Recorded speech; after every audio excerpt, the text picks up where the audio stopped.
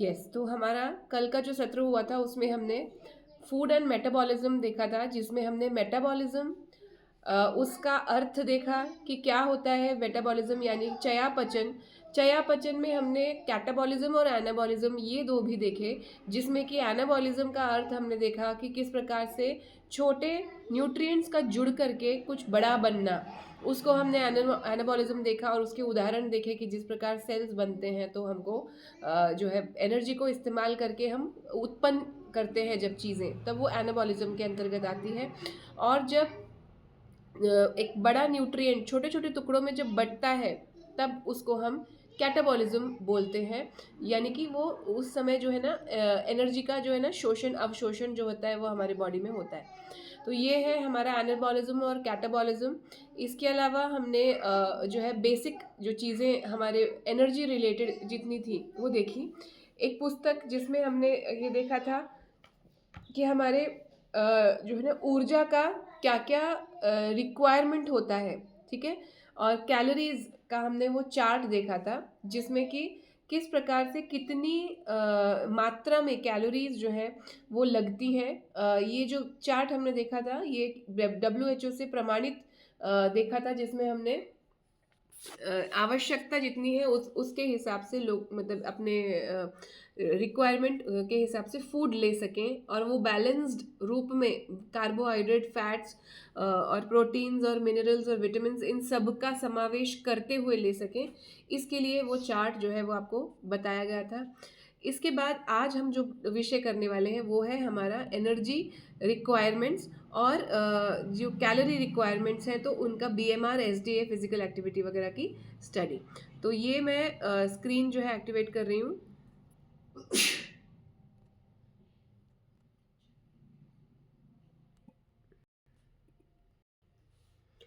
तो सबसे पहले जो हमारा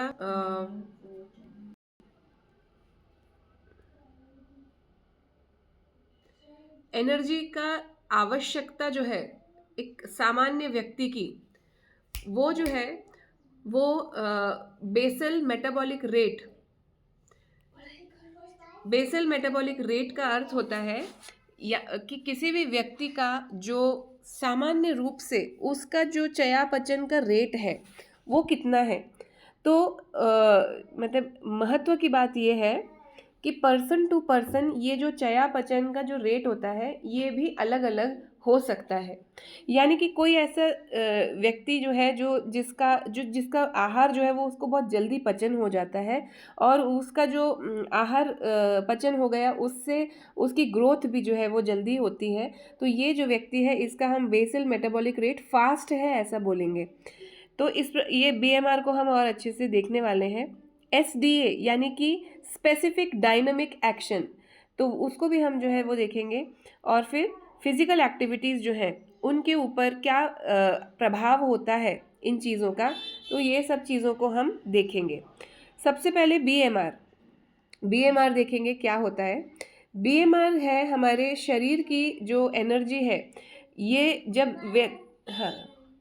व्यक्ति जागृत अवस्था में है तो उस समय अपने फिजिकल एक्टिविटी, इमोशनल जो उसका ऊपर नीचे हो रहा है, और जो उसका डाइजेस्टिव सिस्टम है, तो उन सभी चीज़ों को लेकर के सब जोड़ करके जो मेटाबॉलिक एक्टिविटी होती है तो उसको BMR के अंतर्गत जो है हम पकड़ सकते हैं, कैलकुलेट कर सकते हैं। ये बेसिकली वो मिनिमम अमाउंट ऑफ एनर्जी है जो कि इन सभी कार्यों को, जो कि जीवन को सुचारू रूप से चालू रखने के लिए आवश्यक है। जैसे हार्ट बीट जो है, अब हार्ट बीट करेगा, हार्ट पंप करेगा, तो वो ये पंप करने की एनर्जी कहाँ से प्राप्त कर रहा है? सर्कुलेशन कर रहा है ब्लड। तो ये जो ब्लड के सर्कुलेशन में जो एनर्जी लग रही है, ब्रेन के जो सामान्य फंक्शंस हो रहे हैं, रेस्पिरेशन जो हो रहा है, रेस्पिरेशन यानी ग्लूकोज का कल भी हमने देखा था, मेटाबॉलिज्म को पूरा डीप में जाके देखा था।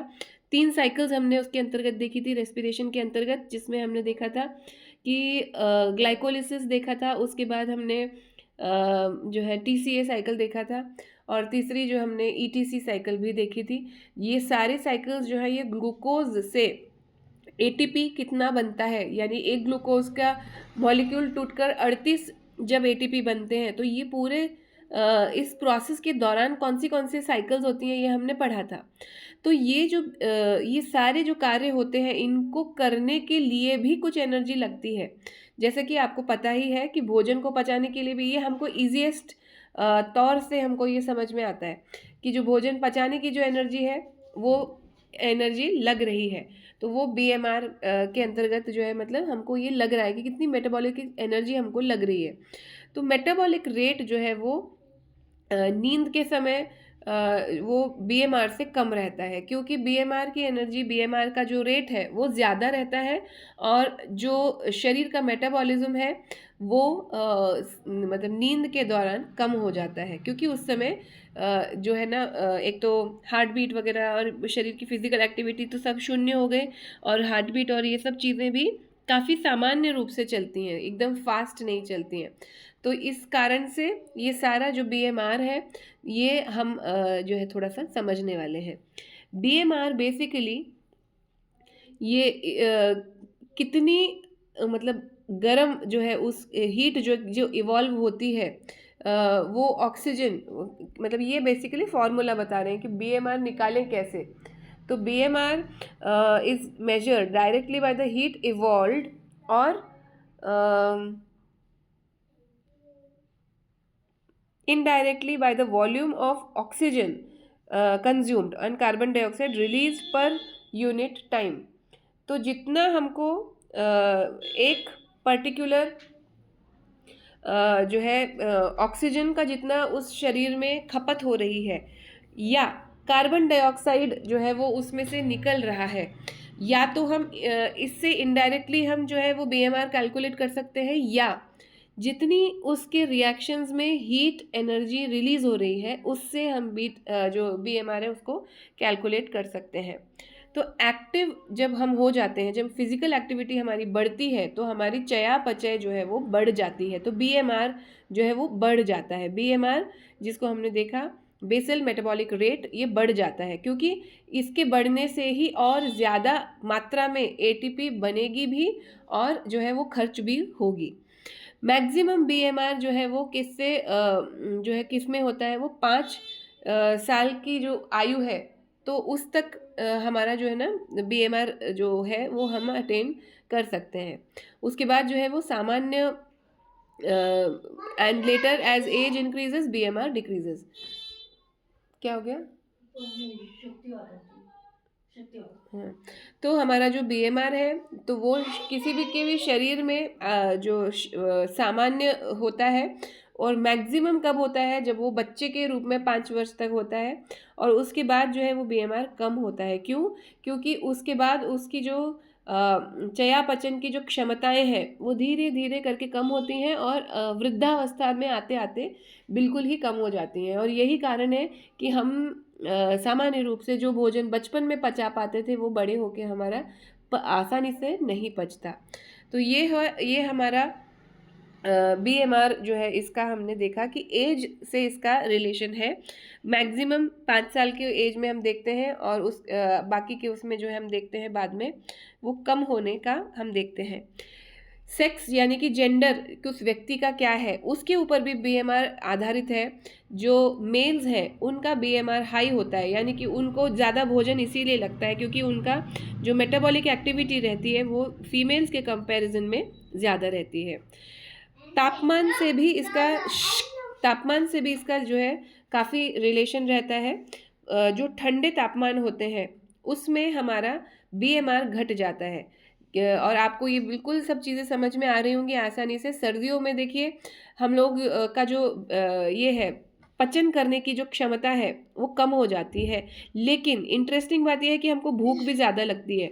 तो वो क्यों लगती है? क्योंकि जो सर्दियों का समय है उस समय हमको जो है ना दूसरी एक्टिविटीज़ जो हमारी होती हैं तो उनके माध्यम से, और ऊपर से जो हमारे भोजन की जो उस समय अवेलेबिलिटी है, जो चीज़ें हमारी उस समय अवेलेबिलिटी हैं तो उससे हमको भूख ज़्यादा लगती है। लेकिन जो मेटाबॉलिज्म का जो रेट है, यानी कि उन न्यूट्रिएंट्स का जो एब्जॉर्प्शन है तो वो थोड़ा सा जो है कम हो जाता है, और इसी कारण वो लंबे समय तक हमारे बॉडी में रहते हैं और समय के साथ उनका पचन होता है, एब्जॉर्प्शन भी होता है।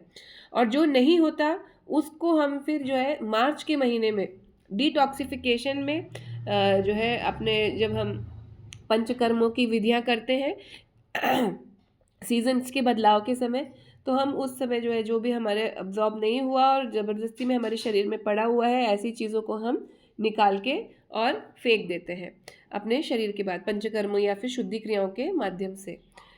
इसके बाद में एक्सरसाइज जो है वो उसमें क्या करता है, बीएमआर को इंक्रीज कर देता है, क्योंकि उससे हमारा शरीर का तापमान भी बढ़ता है और हमारी जो शरीर की रिक्वायरमेंट है एनर्जी की वो भी बढ़ जाती है। तो जो हमारा कार्डियक आउटपुट है, क्योंकि जो हार्ट का जो ये है बीट करना, तो वो काफ़ी ज़्यादा बढ़ जाता है, इसलिए हमारा ये बीएमआर बढ़ जाता है। और स्टारवेशन यानी कि बिना कारण भूखे रहना। बिना कारण भूखे रहने से मेरा अर्थ ये है कि जब हम कोई एक पैटर्न में जब हम उपवास नहीं रखते, कभी कभी कभी भूखे रह गए, कभी कुछ भूखे रह गए, ऐसे करके जो ये होता है, ये पैटर्न न होने के कारण इसका उपवास का हमको कोई बेनिफिट नहीं मिल पाता। जब हम रेगुलर तौर पे ये करते हैं, मतलब उपवास करते हैं, तो इसका हम क्या करते हैं, हम एक पर्टिकुलर रूटीन में करते हैं, जैसे 15 दिन में या महीने में एक बार इस टाइप से, या फिर जो हफ्ते में भी करते हैं उनका भी, तो उसमें एक बायोलॉजिकल क्लॉक सेट हो जाती है और शरीर को पता होता है कि हमारा इस समय पर ये भोजन नहीं मिलने वाला है, तो उतनी ही देर के लिए वो फैट को स्टोर करके रखता है। लेकिन अगर बाद में हमारा जो है ये हुआ, बाद में अगर हमने अपना कभी भी ऐसे फ्रिक्वेंटली कभी भी भूखा रहने लगा व्यक्ति, तो उसका जो बॉडी है ना, उसको समझ में नहीं आएगा कि एक्चुअली कितना स्टोर करना है फैट। तो जब ऐसे हम ज़्यादा मतलब कभी भी भूखे रहने लगते हैं, स्टार्व करने लगते हैं ना, तो हमारा जो शरीर है वो फैट को, लिपिड्स को, न्यूट्रिएंट्स को वो ऐसे कहीं तो भी अचानक स्टोर करने लगता है, क्योंकि उसको ऐसा लगता है कि ये व्यक्ति कभी भी स्टार्व कर सकता है और मुझे कभी भी इमरजेंसी सिचुएशन आ सकती है। तो ऐसी जो है स्टोर किए हुए फैट को या फिर न्यूट्रिएंट्स को ये करने की वजह से हमारा जो बीएमआर है वो डिक्रीज हो जाता है, क्योंकि वो उसको स्टोर करके रख लेता है, उसको आगे जाके उसकी एनर्जी नहीं बनाता। और ऐसे व्यक्ति जो है वो ज़्यादा जो है ना, थोड़ी सी तबीयत उनकी ज़्यादा दिखती है, जो बार बार मतलब टाइमिंगली जो बीच में ही भूखे रह जाते हैं, और अचानक से फिर जब भूख मतलब खाने का टाइम आया तो फिर एकदम से बहुत सारा खा लिया, तो इस वजह से उनका जो बॉडी है वो उसको एडजस्ट नहीं कर पाता, और इस वजह से उनका जो मतलब ये है स्टोरेज है बॉडी का वो बढ़ जाता है और रेट ऑफ मेटाबॉलिज्म ये घट जाता है। तो ये बीएमआर एक्सरसाइज के ऊपर डिपेंड करता है। फीवर जो है ये इससे क्या होता है, ध्यान से सुने, ये बहुत महत्वपूर्ण है। फीवर जब होता है किसी व्यक्ति को, तो 1 डिग्री का हमारा तापमान बढ़ा है जब शरीर में, तो 1 डिग्री के तापमान से 12 डिग्री तक हमारा बेसल मेटाबॉलिक रेट बढ़ जाता है। तो बेसल मेटाबॉलिक रेट जो है वो बढ़ने से क्या होता है, हमारा पूरा शरीर जो है वो अपने अपनी जो गतिविधियां जो उसमें सामान्य रूप से होती हैं, तो उसमें वो ज़्यादा होने लगता है, और ये बेसल मेटाबॉलिक रेट 12% तक बढ़ जाता है सिर्फ 1 डिग्री हमारा तापमान चढ़ने से। और जिनका जो है जो 4 5 6 6 डिग्री ऊपर बढ़ता है, तो उतनी इंटू 12, तो अगर 5 डिग्री बढ़ गया तो 60% तक जो है बीएमआर बढ़ जाएगा। तो इस तरह से जो है फीवर के वजह से हमारा बीएमआर बढ़ता है। थायराइड हार्मोन जो है, ये भी मैंने आपको उस दिन में पढ़ाया था, तो उस क्लास में आपको बताया था, थायराइड से हमारा मेटाबॉलिज्म का बहुत गहरा नाता है। और हाइपर थायराइडिज्म यानी कि जो है हमारा जिसमें थायराइड हार्मोन कम बनता है, तो उससे हमारा जो बीएमआर है वो बढ़ जाता है। और जो हाइपोथायरॉयडिज्म है, यानी कि कम जिसमें बनता है, हाइपो में कम बनता है, हाइपर में ज़्यादा बनता है, अगर मैंने गलत बोला हो तो करेक्ट कर लीजिए। हाइपर थायरॉयडिज्म में जिसमें थायराइड हार्मोन जो है वो आवश्यकता से नॉर्मल रेट से अधिक जिसमें बनता है, उसमें बीएमआर मेटाबॉलिक रेट जो है वो बहुत अधिक बढ़ा हुआ होता है। और जिसमें कम हार्मोन बनता है थायराइड का, उस व्यक्ति में जो बीएमआर है वो जो है ना कम रहता है। तो इससे क्या रहता है, हाइपोथायरॉयडिज्म में जो व्यक्ति है वो क्या रहेगा, वो थोड़ा सा ढोला रहेगा, थोड़ा सा उसका जो है ना उसका बॉडी का अगर शक्ति तो अंदर से कुछ रहेगी नहीं बिल्कुल, लेकिन फूला हुआ शरीर दिखेगा पूरा। तो इस प्रकार से ये हाइपोथायरॉयडिज्म के केसेस में दिखता है व्यक्ति।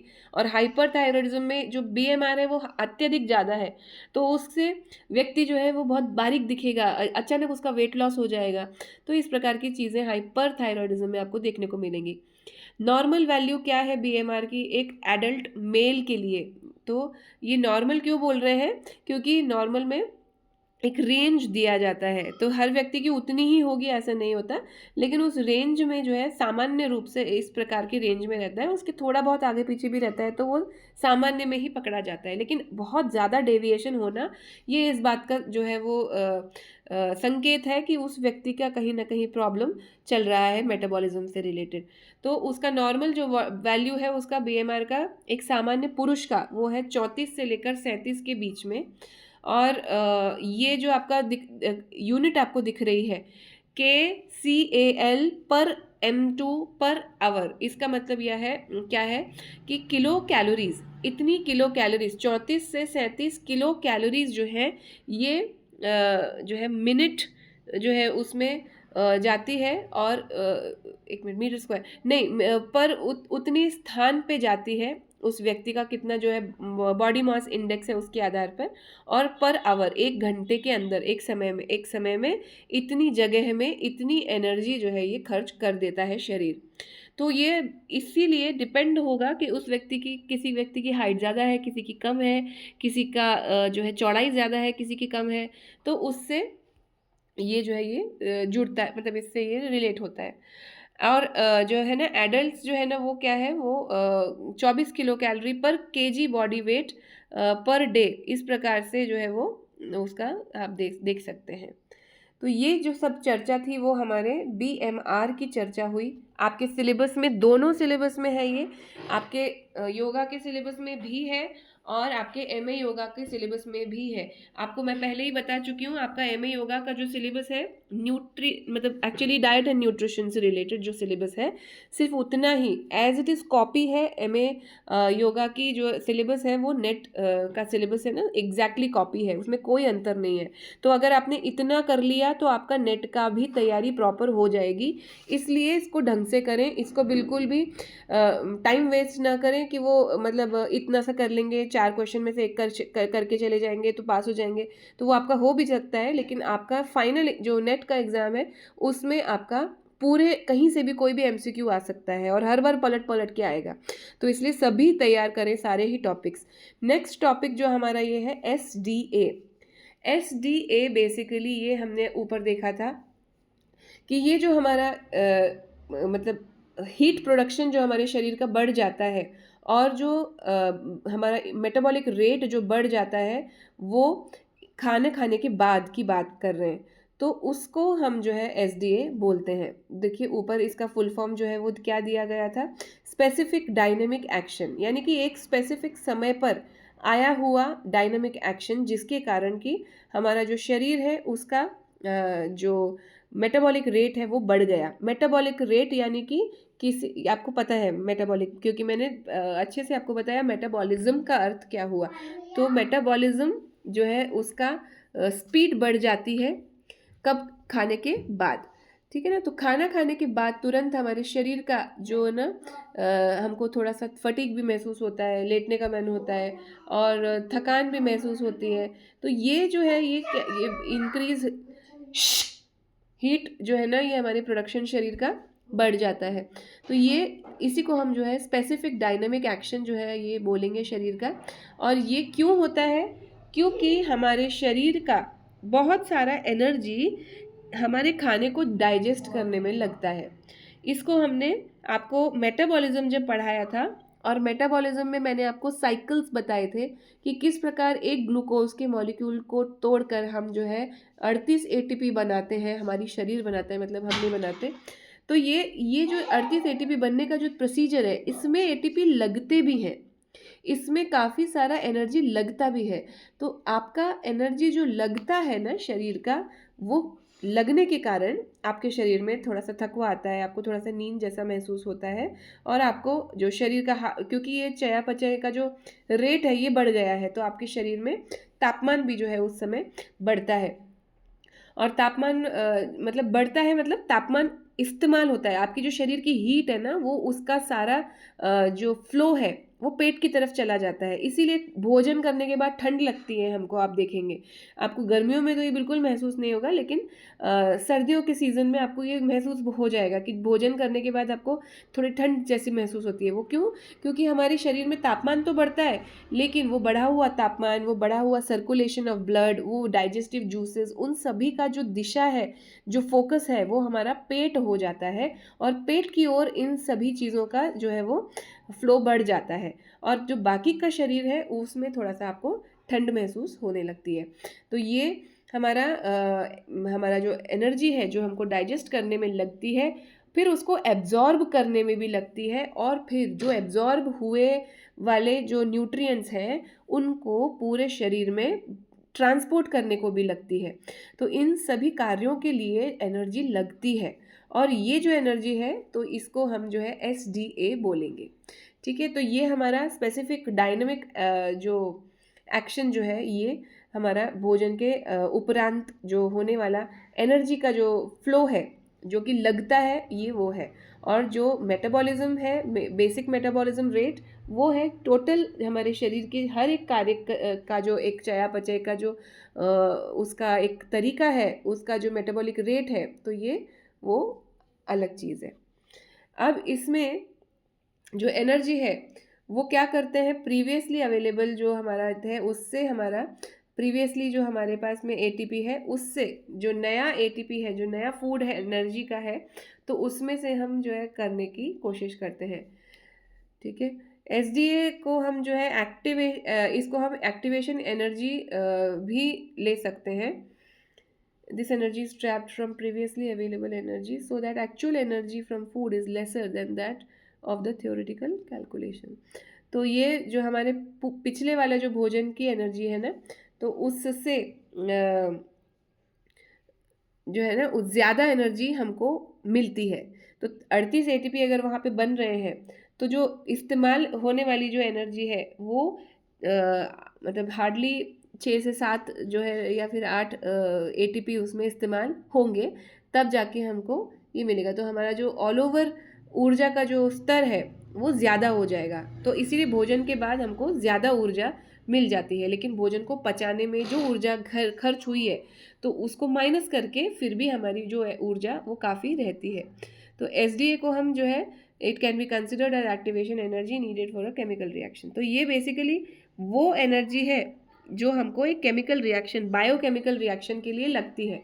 और ये कौन सी बायोकेमिकल रिएक्शन की बात यहाँ पे हो रही है? मेटाबॉलिज्म के अंतर्गत, जो मैंने आपको बताया था कि जिसमें ग्लूकोज से ATP बन रहा है, ये एक रासायनिक क्रिया है, ये एक केमिकल रिएक्शन है, और इसको चलाने के लिए, उसको करने के लिए जो एनर्जी लगती है वही उसको हम SDA बोलते हैं। ठीक है, ये पिछले वाले खाने से जो शक्ति आई होती है ना, ये उसमें से आती है।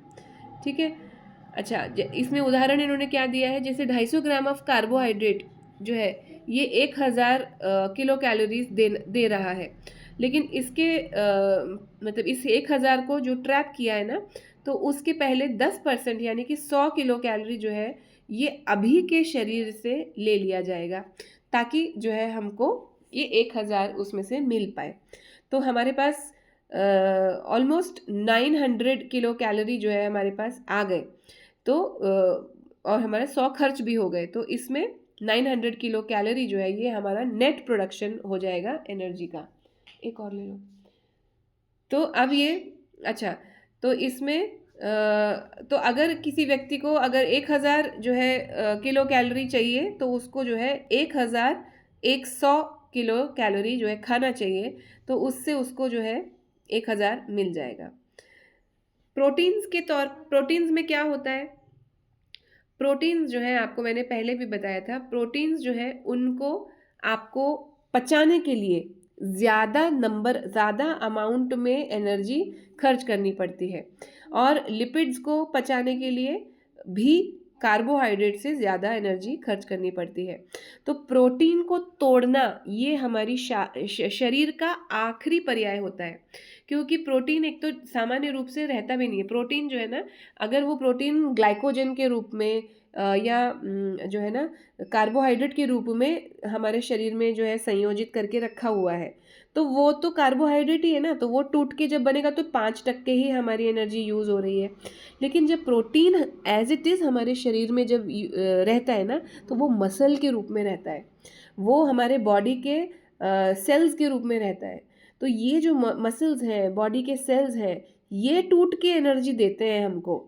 लेकिन ये कब होता है? ये आखिरी है टप्पा, जब बिल्कुल कुछ हमारे भोजन शरीर में नहीं होता तब। तो तब प्रोटीन, तो ये हमारा तब प्रोटीन जो है वो होता है। और लिपिड जो है ये हमारे शरीर में जहाँ पर है ना स्टोर्ड फैट जिसको हम बोलते हैं, तो स्टोर्ड फैट के रूप में लिपिड जो है वो भी मतलब ये होते हैं। तो ये जब टूटते हैं तब हमारे पास 15% के आसपास हमारा SDA जाता है, यानी 15% हमारा आता है खर्चा, ठीक है ना। और वो खर्चा आ गया 15%, तो हमारा उतना खर्चा निकाल के और बाकी का जो हमको एनर्जी उसमें से मिली वो हम जो है उपयोग कर लेते हैं। और कार्बोहाइड्रेट को पचाने को सबसे कम जो है हमको एनर्जी देनी पड़ती है, यानी 5% ही हमारी एनर्जी उसमें जाती है, वो सबसे जल्दी हजम हो जाता है। तो इसीलिए हम सबसे ज़्यादा जो है कार्बोहाइड्रेट खाते हैं अपनी डाइट में।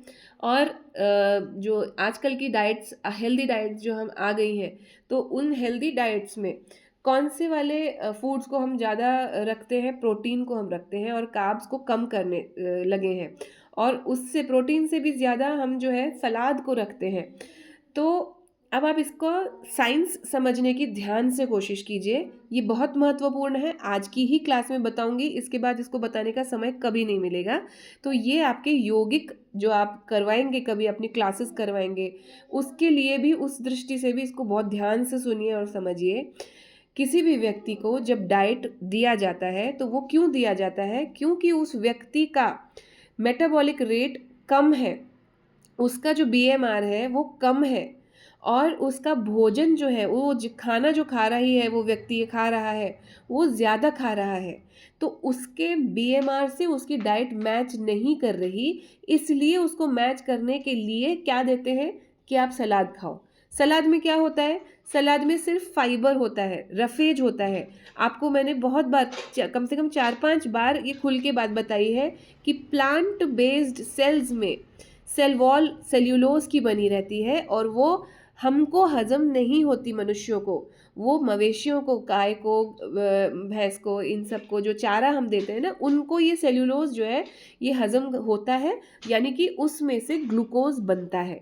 हमारे शरीर में ये जो प्लांट बेस्ड जो ये पत्तेदार चीज़ें होती हैं, खीरा है, काकड़ी है, गाजर है, ये हमको एज इट इज़ हजम नहीं होते। मतलब हजम नहीं होते मतलब इनमें से ग्लूकोज नहीं बनता, सिंपल सी बात है। तो इनको हम क्यों खाते हैं? ताकि हमारा जो पेट है वो भरा लगे, पहली बात। तो हमारा जो BMR है ना वो मैच करने लगेगा, क्यों? हमारा डाइट ऑलरेडी, पेट भर गया तो हम जो है ना बाकी की चीज़ें जो खाने वाले थे वो ऑलरेडी कम हो जाएंगी।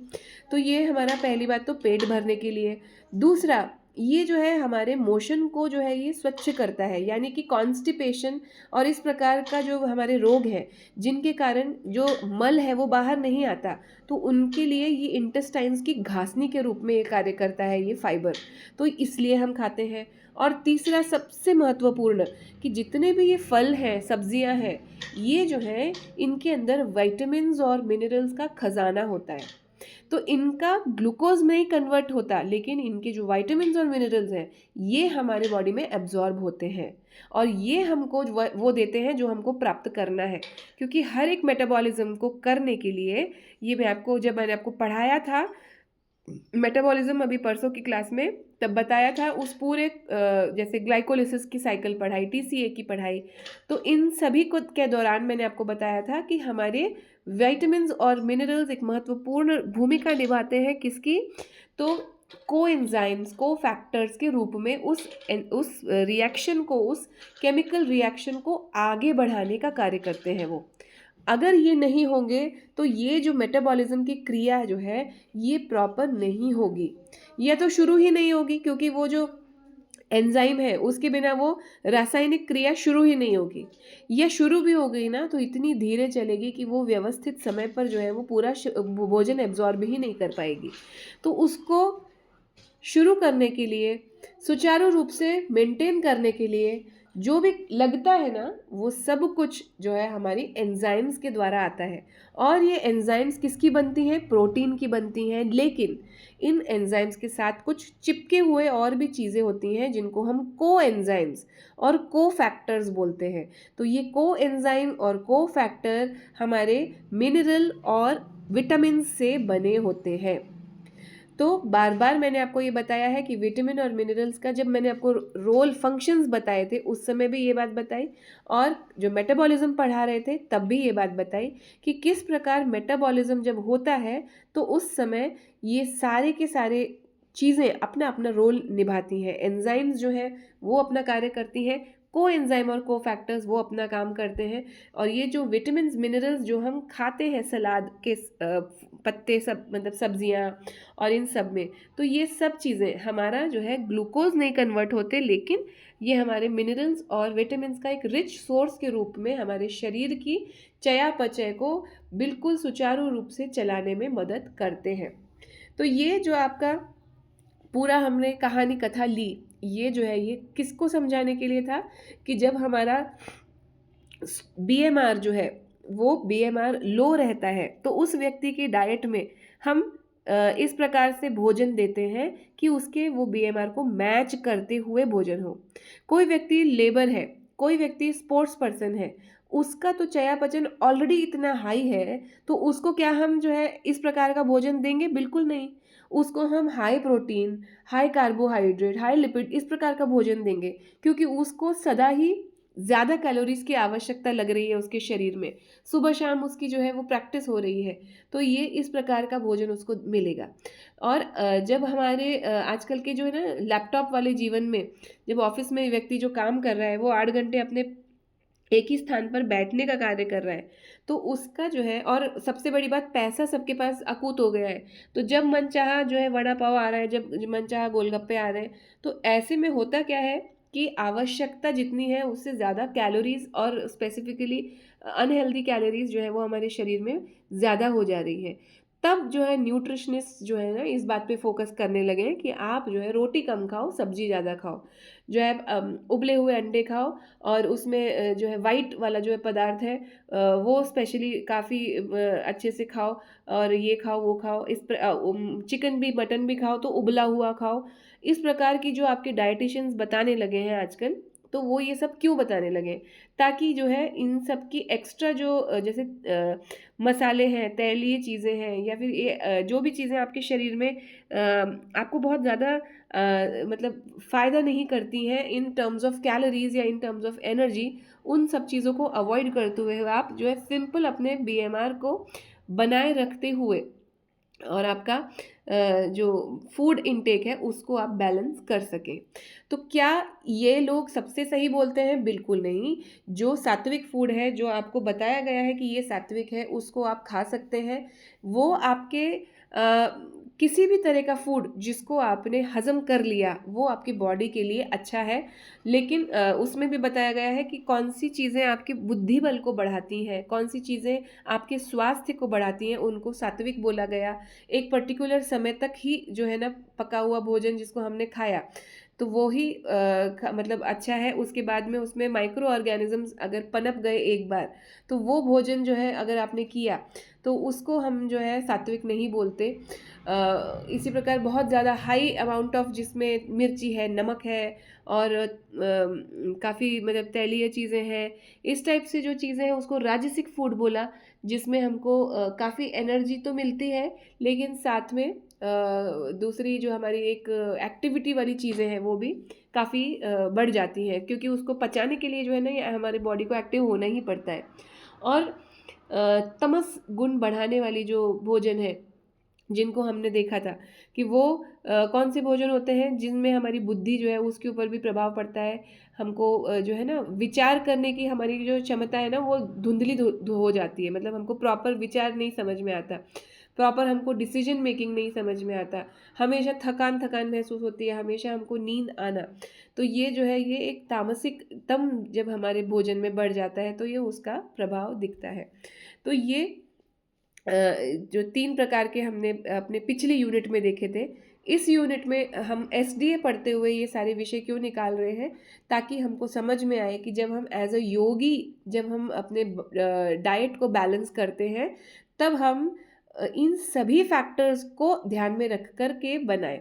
जो न्यूट्रिशनिस्ट हैं वो आपकी उस समय की जो शरीर की हालत है, जैसे किसी को थायराइड है, किसी को डायबिटीज़ है, तो ये आपकी मेडिकल कंडीशन को देखकर वो आपको उस टाइम डाइट चार्ट देते हैं। ठीक है, इसका अर्थ ये नहीं है कि वही अल्टीमेट सत्य है और सभी लोगों के लिए वह सत्य है, ऐसा नहीं है। सामान्य रूप से जिनकी शरीर अच्छा चल रहा है तो उनको सामान्य रूप से सभी चीज़ें लेनी चाहिए, कार्बोहाइड्रेट भी लेनी चाहिए, अपने लिपिड और फैट्स भी रहने चाहिए, भोजन में प्रोटीन भी रहना चाहिए और सब चीज़ें रहनी चाहिए, शुगर भी रहना चाहिए, घी भी रहना चाहिए। लेकिन स्पेसिफिकली किसी को डायबिटीज़ है तो उसको तो शुगर मतलब कट करने को बोलेंगे ही उसके डाइटिशियंस। उस अगर किसी को कोलेस्ट्रॉल की इशू है तो उसको तो जो है सीड ऑयल्स और ये सब चीज़ें जो है ट्रांस फैट तो खैर सभी को नहीं लेना चाहिए, लेकिन अनसैचुरेटेड और सैचुरेटेड फैट कितना लेना है उसका एक प्रमाण देना ही पड़ेगा डाइटिशियन को।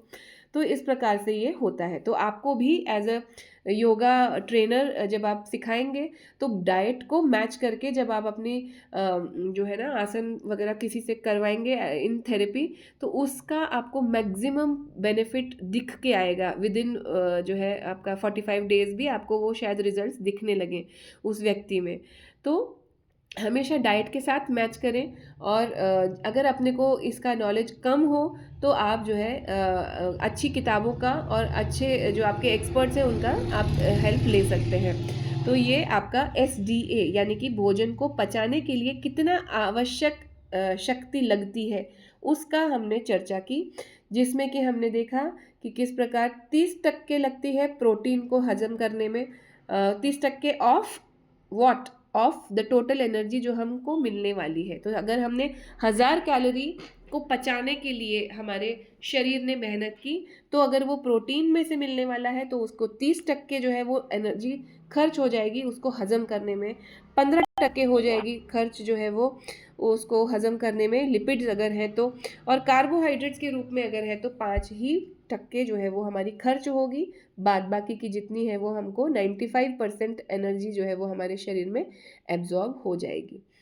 तो इसलिए मिक्स्ड डाइट में हमको 10% एक्स्ट्रा कैलोरीज भी हम जो है वो लेके चल सकते हैं, ताकि वो हमारा एसडीए उसमें झेल जाए। एसडीए मतलब हमारा उतने हमारा खाना हजम करने में जो है उतनी एनर्जी हमारी लगने वाली है, तो उसको ध्यान में रख करके हम उतना एक्स्ट्रा कैलोरीज ले सकते हैं। एनर्जी कैलकुलेशन, अब ये एनर्जी का कैलकुलेशन किस प्रकार करते हैं, मतलब किस प्रकार हमको पता लगता है कि कितनी एनर्जी हमको चाहिए पर डे।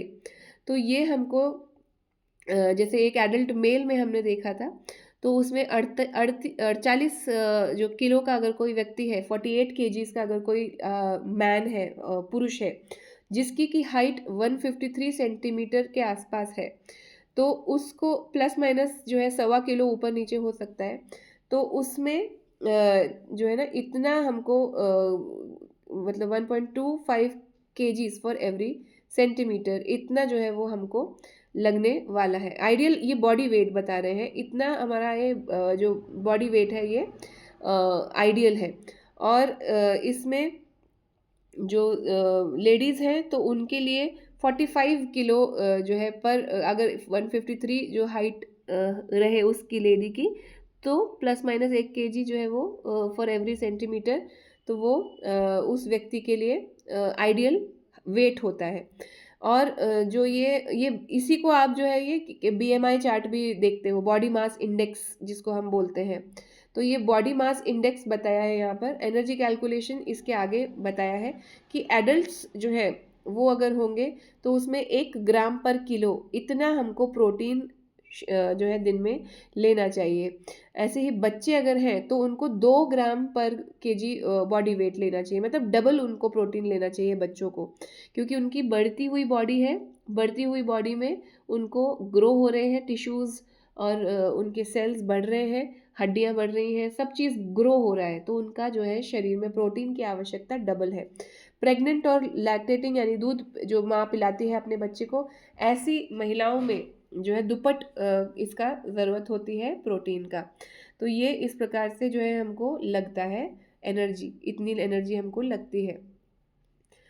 इसके बाद कैलोरी रिक्वायरमेंट जो है, कैलोरी रिक्वायरमेंट यानी कि हमारा कार्बोहाइड्रेट की रिक्वायरमेंट हमारे शरीर में कितनी है, तो ये भी हमारे डिपेंड करता है एज पे, जेंडर कितना कौन सा है, मतलब वो व्यक्ति जो है पुरुष है स्त्री है, हाइट कितनी है, उसका वज़न कितना है, हेल्थ कैसी है उसकी, फिजिकल एक्टिविटी कितना व्यक्ति करता है और प्रोफेशन क्या है उसका। जैसे अगर कोई व्यक्ति फिजिकल काम ज़्यादा करता है तो उसकी डेफिनेटली जो है बीएमआर जो है ज़्यादा होगा।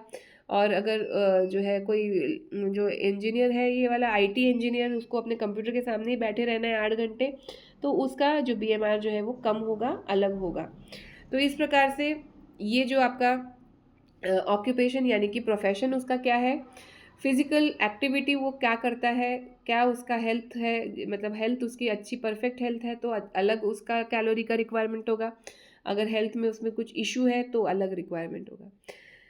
क्या एक व्यक्ति का आइडियल बॉडी वेट जो रहता है, तो उसके हिसाब से 30 से 35 किलो कैलोरीज पर किलो बॉडी वेट जो है उसको लगता है। ठीक है, ये सामान्य व्यक्ति जिसका जो है सामान्य, जैसे बीएमआई जो ऊपर दिया हुआ है, बीएमआई के हिसाब से उसका बॉडी वेट जो है वो ठीक है, तो उस हिसाब से उसको पर केजी मतलब उसके वज़न के पर केजी 30 से 35 किलो कैलोरी बॉडी वेट के हिसाब से उसको लेना चाहिए। क्या? कैलोरी। ये कैलोरी शब्द जब भी आएगा तो पक्का समझ लो कि ये कार्बोहाइड्रेट की बात हो रही है, और कार्बोहाइड्रेट्स जो है वो डायरेक्टली कैलोरीज बनाते हैं, नहीं तो कुछ भी और दूसरा जो होता है ना, वो भी पहले ग्लूकोज में कन्वर्ट होके और फिर कैलोरी बनाता है। तो इसलिए यहाँ पर जब हम एनर्जी रिक्वायरमेंट के रूप में जब हम बात कर रहे हैं, तब हम यहाँ कार्बोहाइड्रेट की ही बात कर रहे हैं, ऐसा समझ के चलिए। प्रेगनेंसी और लैक्टेशन के पीरियड में जो हमारा 300 किलो कैलोरी जो है ये एडिशनल पकड़ के चलना होता है। और जब जो लोग गर्भ संस्कार लेते हैं, जो ये एमए योगा के विद्यार्थी होंगे या फिर जो भी मतलब दूसरे भी, आजकल तो सर्टिफिकेट वाले भी लोग बाग बहुत कुछ करवाने लगे अपनी क्लासेस में, तो जो जिन्होंने जो जो भी किया हो, आपने पढ़ाई कुछ भी की हो, अच्छी बात है, आप योग वर्ग भी ले रहे हैं, अच्छी बात है। लेकिन जब आप अपने जो आप ट्रेन जिनको कर रहे हैं, तो उनकी ऐसी कोई स्पेसिफिक मेडिकल कंडीशन हो, जैसे प्रेगनेंसी हो, तो उस समय जो योग वर्ग हम लेते हैं, जिसको हम गर्भ संस्कार भी कहते हैं, तो उनकी उस अवस्था को ध्यान में रखकर जो है ये डाइट को हमको ध्यान में रखना चाहिए। तो उस समय लगभग लगभग जो है ये 300 किलो कैलोरी एक्स्ट्रा की पकड़ के चलना चाहिए उस व्यक्ति के लिए। और जो है 10% जो है ये एक्स्ट्रा एनर्जी, ये एसडीए को भी पकड़ के रखना चाहिए, क्योंकि उतना 300 किलो कैलोरी तो ये बच्चे के लिए हो गया, लेकिन 10% एक्स्ट्रा जो है ये भी हमको पकड़ना पड़ेगा, क्योंकि वो हजम करना है ना उस बॉडी में, तो इसलिए 10% उस टोटल किलो कैलोरी का 10% ज़्यादा उतना। ठीक है, रेशियो क्या है? रेशियो जो है हमारा ऐसा है, ध्यान से सुनिए, carbohydrate is to protein is to fat. तो ये रेशियो है ना 60% इज टू 20 इस प्रकार का रेशियो है। यानी कि ये जो हम देख रहे हैं ना, ये नंबर्स, ये आज के डाइट के और डाइटिशियन से मैच मत कीजिएगा, नहीं तो आपको ये गलत लगेगा। ये जो है ये सामान्य लोगों के लिए पहले जो रहता था, WHO ने जिस प्रकार से प्रमाणित किए थे, ये उसके हिसाब से दिया गया है। तो आजकल जो है ना, जैसे काफ़ी बूढ़े लोग भी रहते हैं ना, तो उनको भी इतना कार्बोहाइड्रेट नहीं देते, और डायबिटीज़ वाले लोगों को तो बिल्कुल ही नहीं देते। तो सामान्य रूप से जिनको कोई इशू नहीं है, सामान्य हेल्थ जिनकी है, तो उनके भोजन में ये रेशियो चलता है, कौन सा? 60% इज टू 20%, जिसमें 60% कार्बोहाइड्रेट रहता है, 20% प्रोटीन और 20% फैट। तो इस प्रकार से जो हमारा ये शरीर का रेशियो रहता है, ये हमारे ये रेशियो क्यों रखा है, ताकि हमारे भोजन में से न्यूट्रिशन हमको एब्जॉर्ब करने के लिए सबसे कम एनर्जी लगानी पड़े। और अभी आपने ऊपर देखा कि एसडीए जो है वो कार्बोहाइड्रेट का कम है, उससे ज़्यादा लिपिड्स का है, उससे ज़्यादा प्रोटीन का है। तो जितना हमने प्रोटीन कम खाया उतना ही जो है हमको एनर्जी पचाने में जो है वो आसान जाएगी। लेकिन प्रोटीन सामान्य रूप से हमको जितनी आवश्यकता है उससे कम अगर खाया तो प्रोटीन की कमी से हमारा बॉडी का ग्रोथ भी रुक जाएगा। तो इसलिए हमको जो है ना वो रेशियो जो है वो मेंटेन करके रखना चाहिए कि हमको कार्बोहाइड्रेट भी चाहिए, लिपिड भी चाहिए और प्रोटीन भी चाहिए। बैलेंस्ड डाइट को जब आप प्रिस्क्राइब करेंगे, जब आप अपने योगा के जो लोग विद्यार्थी जो आपके पास आएंगे उनके लिए जब आप बैलेंस्ड डाइट प्रिस्क्राइब करेंगे तो क्या चीज़ों का आपको ध्यान में रखना चाहिए। तो पहली चीज़ ये है कि कैलोरी रिक्वायरमेंट उस व्यक्ति की कितनी है, वो व्यक्ति फिजिकल काम कितना करता है, बैठे काम कितना करता है, उसकी क्या अवस्था है उस समय, ये सब चीज़ें जो है उसकी कैलोरी की रिक्वायरमेंट तय करती हैं। तो पहली चीज़ है कि उसका खर्चा कितना है। ये तो हम देखते हैं ना जब हम नौकरी ढूंढने जाते हैं तो कि हमको कितने पैसे कमाने हैं, क्यों, क्योंकि हमारा खर्चा कितना है वो हम सबसे पहले देखते हैं कि भाई इतना तो मुझे महीने का खर्चा है, तो इतना तो मिनिमम मुझे चाहिए ही। तो ये हो गया हमारा कैलोरी रिक्वायरमेंट कि इतना हमको लग रहा है। दूसरा, प्रॉक्सिमेट प्रिंसिपल्स, यानी कि उसके अंदर जो है ना कौन से चीज़ें, जैसे 60 ग्राम प्रोटीन जो है ये 240 किलो कैलोरी देगा। तो उस हिसाब से इसको जो है हमको ये करना आना चाहिए, कैलकुलेट करना आना चाहिए कि कितना, कौन सा पार्ट भोजन का वो ज़्यादा खा रहा है, उसमें से उसको कितनी कैलोरी मिलने वाली है, इत्यादि। फिर जनरल कॉम्पोजिशन ऑफ फूड। तो जनरल कॉम्पोजिशन ऑफ फूड में जो है कितना, कौन से चीज़ों को उन्होंने मिलाया हुआ है। और चौथा जो है वो उसमें आ जाएगा आपका आइटम्स ऑफ द फूड, ये जिसको हमने अन्न घटक में पढ़ा था। देखिए, एक हमने पढ़ा था जिसमें हमने कार्बोहाइड्रेट, फैट, ये सब पांचों माइक्रो न्यूट्रिएंट पढ़ लिए थे, पर इसके बावजूद भी हमने एक अन्न घट जो देखा था, मूलभूत अन्न घट। तो ये जो है ना अन्न घट, इसका मतलब फूड ग्रुप्स, तो कौन सा प्रकार का भोजन हमने उसकी बैलेंस डाइट में डाला है, ये सब चीज़ें जो है हम उसमें देख सकते हैं। थोड़ा और इसको डिटेल में बताया गया है, कैलोरी रिक्वायरमेंट जो है वो कैसी रहती है। तो पहला, जैसे एसडीए यानी कि उसका भोजन पचाने वाली जितनी एनर्जी है, तो उसको अगर हमको देखना हो तो 1800 इंटू 10 टक्के, तो 180 जो है उतना उसका, 1800 क्या है, उन्होंने एक नंबर लिया है कि सपोज 1800 उसको मिलने वाली है फूड में से एनर्जी, तो उस 1800 को पचाने के लिए जो है उसको 10 टक्के लगने वाला है, यानी 180 कैलोरी उसकी उस 1800 किलो कैलोरी के भोजन को पचाने में 180 कैलोरी उसकी जाने वाली है। इसी प्रकार टोटल कैलोरी रिक्वायरमेंट जो हमारा शरीर का होता है वो लगभग 2000 किलो कैलोरी होता है। और जो है 2000 किलो कैलोरी उसका एनर्जी का रिक्वायरमेंट होता है। प्रोटीन का रिक्वायरमेंट 60 ग्राम के आसपास रहता है, जिस 60 किलो का व्यक्ति सपोज ऑन एन एवरेज जैसे रहता है। कैल्शियम जो है वो 400 mg के आसपास उसका रिक्वायरमेंट होता है, क्योंकि कैल्शियम हड्डियों के लिए भी बहुत इंपॉर्टेंट है। इसके अलावा कैल्शियम जो है ये आपके मेटाबॉलिज्म में भी बहुत महत्वपूर्ण भूमिका निभाता है। तो और आपकी जो एक ग्रंथि है, एक तो आपकी हो गई थायराइड ग्रंथि, और एक ग्रंथि हो गई दूसरी आपकी पैराथायराइड, वो गले के पास ही होती है। तो ये थायराइड ग्रंथि तितली के शेप में होती है, पैराथायराइड जो है ये उसी के पीछे होती है। तो जो पैराथायराइड ग्रंथि है ये कैल्शियम का लेवल मेंटेन करनी है अपने शरीर में।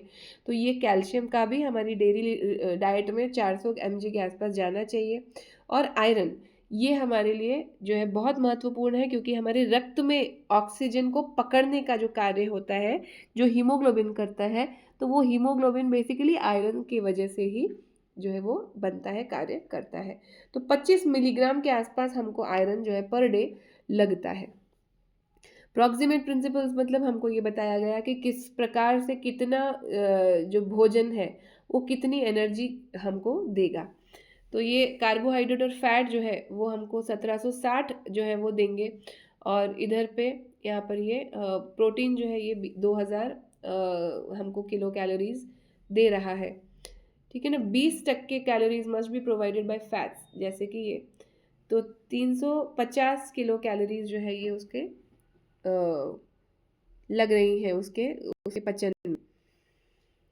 ओके, तो यहाँ पर फॉर सप्लाई 300 साढ़े 300 किलो कैलोरी अगर आपको चाहिए, तो इसमें इतना 35 ग्राम ऑफ फैट जो है वो आपके होना चाहिए, और कार्बोहाइड्रेट जो है 1400 के आसपास जो है वो आपका ये रिक्वायर्ड हो सकता है डाइट में। तो इसको आप इस टाइप की जो डाइट है उसको आप कैसे करोगे, तो प्रोटीन 60 ग्राम, फैट जो है वो 35 ग्राम के आसपास, कार्बोहाइड्रेट जो है 350 ग्राम के आसपास, कैलोरीज जो है वो 2000 किलो कैलोरीज। ये अब ये कार्बोहाइड्रेट अलग दिया है, कैलोरीज अलग क्यों दिया है? क्योंकि कार्बोहाइड्रेट जो है ना यहाँ पर ये आपकी शुगर्स के रूप में माना जाएगा, और जो आपका कैलोरीज है ये आपका हर चीज़, प्रोटीन भी, लिपिड्स भी, और शुगर्स भी। शुगर्स माने कि सब चीज़ें, ग्लूकोज और ये सब चीज़ें। तो जब ये कन्वर्ट होता है आपके इसमें जो है कैलोरीज में, तभी फिर वो उसके हिसाब से फिर उसमें एटीपीज वगैरह जो बनता है। तो ये इतनी रिक्वायरमेंट आपकी कैलोरीज की है। कैल्शियम की 400 mg जो है आपकी वो बताया गया। जनरल कॉम्पोजिशन ऑफ फूड, इसमें जो भोजन का जो एक सामान्य रूप से आवश्यकता है वो, और जो उसकी डिज़ाइनिंग है, तो उसमें ये एक बैलेंस्ड डाइट का चार्ट है, जिसमें कि आपको, आप जानते हैं, पहले भी आपने देखा है, लेकिन इसको भी याद रखें। तो इसमें सीरियल्स यानी कि जो आपके जैसे भोजन के ये होते हैं, कार्बोहाइड्रेट्स के जो सोर्स रहते हैं, जिनको हम तृण धान्य बोलते हैं, ठीक है ना। तो वो तृण धान्य जो है उसमें पर ग्राम आपको देखिए इतना, मॉडरेट वर्क अगर आप एकदम सामान्य रूप से कार्य कर रहे हैं तो इतना चाहिए, और मॉडरेट रूप से कार्य कर रहे हैं मतलब थोड़ा फिजिकल थोड़ा मेंटल, तो आपको मॉडरेट वर्क में आज आ गए। और फिर लेबर एक्टिविटी कर रहे हैं, स्पोर्ट्स एक्टिविटी कर रहे हैं, तो आपको हैवी वर्क जो है उसमें आप आ जाएंगे। तो इस प्रकार एक एक चीज़ का उसमें बताया गया है कि किस प्रकार से आपका जो है ये सब चीज़ों को ले करके एक बैलेंस्ड डाइट का आप चार्ट निर्माण कर सकते हैं। डिटर्मिनेशन ऑफ फूड आइटम्स, कि कौन कौन से जो फूड एक्सचेंज है उसमें ये जो है ना कैलकुलेशन करने के काम आता है, कि उतने आपके, जैसे आपने सपोज इतने कैलोरी का आपने ये फूड नहीं खा सकते, तो दूसरा कौन सा फूड खा सकते हैं जिसमें हमको उतनी ही कैलोरी मिले, उतना ही मिनरल और न्यूट्रिएंट मिल जाए, लेकिन वो फूड हम नहीं खा सकते। जैसे किसी को कोई एलर्जी होती है स्पेसिफिक फूड की, तो वो व्यक्ति वो उस फूड को नहीं खा सकता। तो दूसरा कौन सा फूड है जो कि वो खा सके और उसको उतनी ही मात्रा में एनर्जी भी मिले, उतनी ही मात्रा में विटामिन और न्यूट्रिएंट्स भी मिले।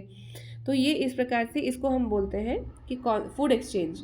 तो वो नहीं खा के आप क्या खाओगे जिससे आपको मिले वही सेम रिजल्ट, तो उसको फूड एक्सचेंज को भी हम को मालूम होना चाहिए।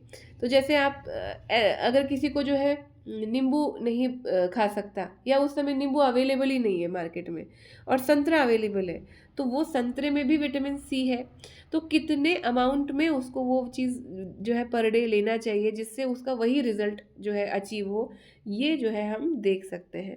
तो इस प्रकार फूड एक्सचेंज जो है वो हम, और भी इंटरेस्टिंग चीज़ें, कुछ चीज़ें ऐसी होती हैं जो खट्टी भी नहीं होती हैं लेकिन फिर भी उनमें विटामिन सी होता है, तो ऐसी भी चीज़ों को हम जो है पता लगा सकते हैं और वो खा सकते हैं। जैसे किसी को टॉन्सिल्स है, आप उस समय उसको विटामिन सी दे ही नहीं सकते, मतलब इस खट्टे के माध्यम से, तो फिर क्या करेंगे, विटामिन सी उसको चाहिए क्योंकि इम्यूनिटी के लिए विटामिन सी ही लगता है, तो वो जो दूसरे आइटम्स में विटामिन सी है वो हम उस व्यक्ति को दे सकते हैं। इसके बाद mutual supplementation of cereals and pulses, ये जो है ना, पल्स माने कि जो है अपने दालें हैं, तो वो और सीरियल्स यानी कि अपने जो भी जो तृण धान्य है, तो उन सब का जो सप्लीमेंटेशन होता है, मतलब एक में एक डालने का जो कार्य होता है, मतलब यही फूड एक्सचेंज, कि उसकी जगह हम उतना ये ले लें, इस टाइप का। और judicious combination of cereals and pulses, कि कितना हम जो है ये भोजन में इसका अनुपात रखें और कितना उसका अनुपात रखें। वो किस प्रकार संभव है, कि जब आपको ये कैलकुलेशन करके ये समझ में आए कि हमको एक्चुअली रिक्वायरमेंट कितनी है दिन की, कितना वो व्यक्ति की पचाने की बीएमआर रेट कितना है, उसका पचाने की ताकत कितनी है, और इतना सब होने के बाद में उसको लगने वाला कितना है, मतलब उसकी पहले तो रिक्वायरमेंट हो गई कि उसको मतलब उस फूड में से उसके शरीर में जो है कितनी आवश्यकता है। दूसरा हो गई कि उसका उस व्यक्ति को जो है ना उसकी मेटाबॉलिक रेट क्या है, और तीसरा हो गया कि वो फूड जो है जिसमें से आपको वो भोजन प्राप्त होने वाला है, जो मतलब जो न्यूट्रिशन प्राप्त होने वाला है, तो वो कौन कौन से भोजन है, और अगर ये नहीं खा सकते तो कौन सा उसकी जगह हम दूसरा कौन सा ले सकते हैं। तो ये सब चीज़ों को मिक्स मैच करके जो है ये डाइट का काम हम कर सकते हैं। इसीलिए जो डाइटिशियंस होते हैं ये काफ़ी वेल पेड जॉब है। मतलब एक आपकी एक सीनियर है जो कि मतलब योगा का उन्होंने क्लासेस वगैरह सब थे उनके, पर अब वो ज़्यादा काम जो है वो डाइट में कर रही हैं क्योंकि उसमें उनको रिस्पॉन्स ज़्यादा अच्छा आ रहा है। तो ये जो डाइट है ये वेल पेड भी होता है क्योंकि इसमें थोड़ा आपको ये दिमाग लगाना होता है कि इनका भाई ये कैलकुलेशंस थोड़े से करने होते हैं, और उनके डिजीज़ेस के हिसाब से आपको ये पता होना चाहिए कि इस डिज़ीज़ में इतनी एनर्जी चाहिए, इस डिज़ीज़ में नहीं खा सकते, शुगर नहीं खा सकते, इसमें कोलेस्ट्रॉल ये नुकसान करेगा इत्यादि। तो ये सब चीज़ें आपकी डाइट के अंतर्गत आती हैं। पल्स जो है उसमें, हाँ, तो पल्सेस जो होती हैं, पल्सेस यानी कि आपके दालें जो होती हैं, छोले और मूंग की दाल वगैरह, ये सब जो होती है ना, इनमें मिथियोनिन नाम का एमिनो एसिड नहीं होता। और जो सीरियल्स होते हैं यानी कि आपके गेहूं और ये सब जो है ना, तो इनमें लाइसिन नाम का अमीनो एसिड नहीं होता। तो इन दोनों को ही आपको चाहिए, मिथियोनिन और लाइसिन दोनों ही एमिनो एसिड्स आपके शरीर के एसेंशियल अमीनो एसिड्स में आते हैं। तो चाहिए तो दोनों ही, तो इसलिए दाल और रोटी दोनों का मिक्स एंड मैच करके कितनी अमाउंट में दाल खाई जाए, कितनी अमाउंट में रोटी खाई जाए, इसको हम करते हैं, और आवश्यकता दोनों की ही होती है। फूड जो है उसको हम कॉम्बिनेशन करके, और बेस्ट पॉसिबल जो कॉम्बिनेशन है उसको हम खाते हैं। 5 स्टेप जो है, 3 मील एक दिन में हम जो है लेते हैं, मतलब लेने का हम जो है रिकमेंडेशन कर सकते हैं, जिसमें ब्रेकफास्ट है, लंच और डिनर, इस प्रकार से हम 3 बार में उसका जो व्यक्ति का भोजन है उसको डिवाइड करना मत भूलिए। जैसे कि आपको पता चल गया कि इसका इतना जो है रिक्वायरमेंट है दिन का, और इतने फूड से वो पूरा होगा, तो उस पूरे फूड को 3 भागों में डिवाइड करना न भूलें। तो जो सबसे बड़ा पोर्शन है वो ब्रेकफास्ट में दें, उससे थोड़ा सा कम वो लंच में दें, और सबसे छोटा पोर्शन जो है वो डिनर में दें, ताकि जो है रात को भोजन जो है जल्दी पचन होने में उसको आसान रहे। और भोजन जब अच्छे तरीके से हमारी इंटेस्टाइन तक पहुंच जाता है, तब हमको नींद प्रॉपर आती है। अगर उसके पहले हम सोने की कोशिश करते हैं, जब भोजन हमारे पेट में है उस समय अगर हम सोने की कोशिश करते हैं, तो 1 हमारा भोजन हजम ही नहीं होता, 2 हमको खट्टी डकारें आती हैं, और 3 हमारी नींद जो है वो पूरी नहीं होती, क्योंकि हमारा बॉडी का जो अटेंशन है वो तो पेट की ओर है, तो वो रिलैक्स नहीं हो पाती हमारी बॉडी, और रिलैक्स नहीं होती तो नींद का कोई उपयोग नहीं होता। तो ये हमारा आज का जो ये सत्र था, ये आपका कैलोरी रिक्वायरमेंट्स उनको किस प्रकार पूरा कर सकते हैं, BMR, SDA, इन सबको ध्यान में रखकर हम अपने डाइट चार्ट्स कैसे बना सकते हैं खुद के लिए और अपने जो हमारे पास सीखने आ रहे हैं उनके लिए। तो इन सब चीज़ों का ध्यान रखें। ये सिर्फ इसको नेट का सिलेबस या आपके MA योगा का सिलेबस समझ के एग्ज़ाम की दृष्टि से ना पढ़ें, यह जीवन पर्यंत काम आने वाली चीज़ें हैं, आपके लिए बहुत उपयोगी होने वाला है ये।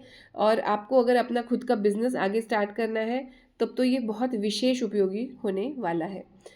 तो यहाँ पर हम इसको रिकॉर्डिंग को समाप्त करते हैं।